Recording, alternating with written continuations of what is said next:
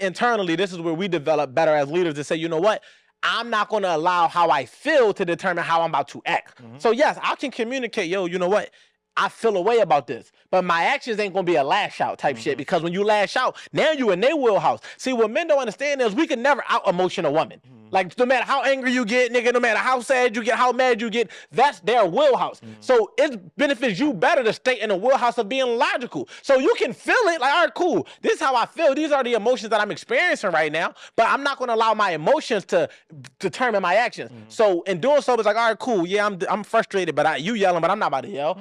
And I'm gonna always bring the conversation back centered to the point, because somehow you find yourself yelling, and now you yelling about some shit that ain't got nothing to do with what the conversation was about. Why? Because she took you into her wheelhouse and ran circles around you, and she can perfectly operate in that fluctuating roller coaster of emotions while you unsettled, you motherfucking bothered, you startled, you pissed, and she just damn near smirking because she understood that she got you off kilter. No, nigga, stay steadfast, stay calm, and be like, all right, cool, you let her, okay, but this is what we talking about, and always bring that shit back to the center. And in doing so, you'll realize that you are constantly leading the conversation where you wanted to go. Because I'm big on that. I ask myself in every conversation that's going to involve a conflict, how do I want this to end? If you ask yourself, if you can anticipate a conflict, you know you about to go home and you frustrated about something didn't happen, and you know you about to address a conflict, I approach it with the end in mind. What would I want the end to be? Do I want us to end up on two different sides of the bed, me leaving or her leaving? Do I want it to end up in a breakup? Okay, no, I kind of want her to end up understanding where I'm coming from. So that means no matter what the fuck she say,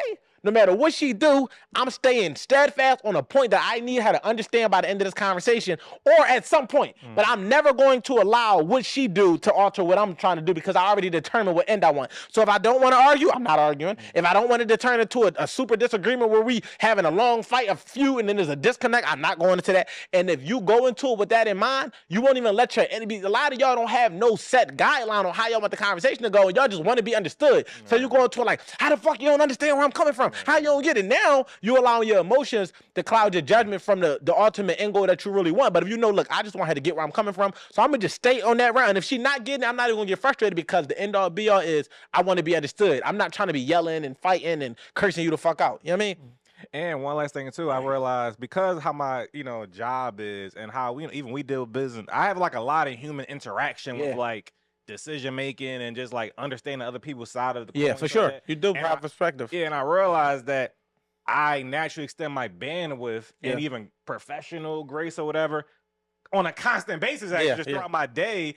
And because in a weird way, because she's my partner in life and I'm building, I'll be kind of even subconsciously thinking like, 10 years, you should kind of know certain shit, but that doesn't change the fact that she's a whole other fucking human being. You still gotta communicate. If I can give grace to all these fucking other people in my fucking life, 100%. At least I can do is give her the ultimate grace of frustration, confusion, her just doing dumb shit sometimes, and me gotta repeat some shit, but still do it in a loving, conducive manner to get the point across. 100%. And mission accomplished. And like I just said, the people that we love, friends, family, kids, spouses, they got the luxury of inconveniencing us, and we don't necessarily gotta like it, but that's the perks of being in that role, right? So it's like our partners get to motherfucking call us because they did some bullshit, and we gotta stop what we doing. Our kids get to call us because they, my tummy hurt, or you ate candy after I fucking told you not to do it, and you flipped off the bed after I told you not to do it 5 times. Now your head hurt. Now I gotta get the fuck up and get you an ice pack. We ain't going to the ER. Yeah, no, ice pack, ice pack and Tylenol, nigga, ginger ale,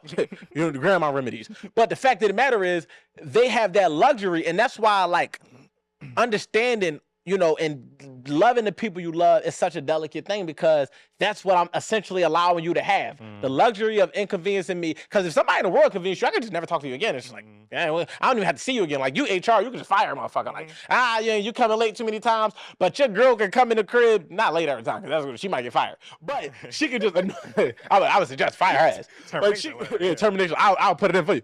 Pause. But she could just, that was crazy.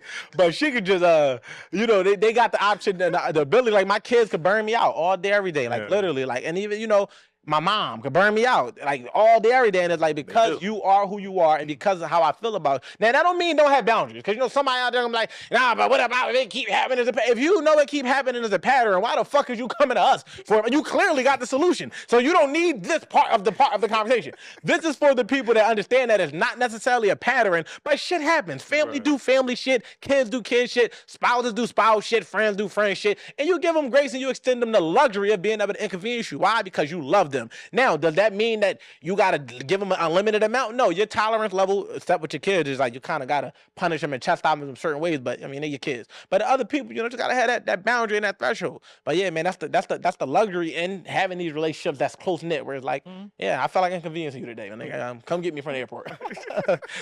Now, drop your kid off. Come get me from the airport.